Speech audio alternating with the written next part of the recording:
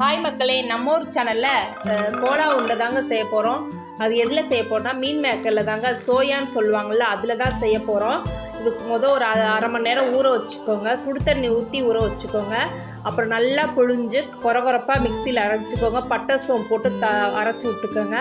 அதுக்கப்புறம் வெங்காயம், பச்சை மிளகா, கருவேப்பிலை இது தனியாக எடுத்து வச்சுக்கோங்க. கொத்தமல்லி தலையை எடுத்து வச்சுக்கோங்க. பொட்டுக்கலை நல்லா அரைச்சி வச்சுக்கோங்க.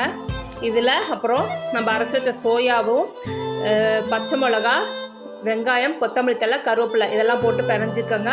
அதுக்கப்புறம் இஞ்சி பூண்டு பேஸ்ட்டையும் போட்டுக்கோங்க. அப்புறம் மல்லித்தலை, வரமிளகாய் தூள், கறி மசாலா தூள் இதெல்லாம் போட்டு உப்பு போட்டு நல்லா பிரட்டிட்டுக்கோங்க. கடைசியில் நீங்கள் பொட்டுக்கலை அரைச்சிங்களா அதை போட்டு நல்லா உருட்டிக்கோங்க. அப்புறம் எண்ணெயில் போட்டு ஒரு 10 உருண்டையாக போட்டு உருட்டி சாப்பிடுங்க. பிள்ளைங்களுக்கு இது ஈஸியான ஸ்நாக் தான். ஸ்கூல் விட்டு வந்தாலும் இது ஈஸியாக பிடிக்கும்.